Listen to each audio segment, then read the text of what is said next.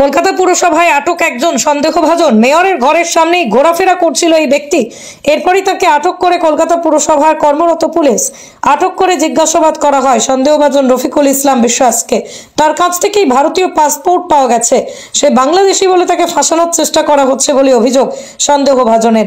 তার নথিপত্রে অসঙ্গতি পাওয়া গিয়েছে, আধার কার্ডের সঙ্গে পাসপোর্টের মিল পাওয়া যাচ্ছে না। তাকে আটক করে নিউ মার্কেট থানায় পুলিশে নিয়ে যায়।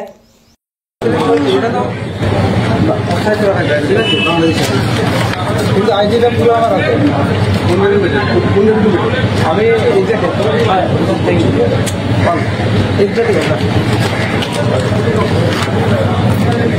তোমার নাম কি? নাম কি তোমার? রফিকুল ইসলাম বিশ্বাস।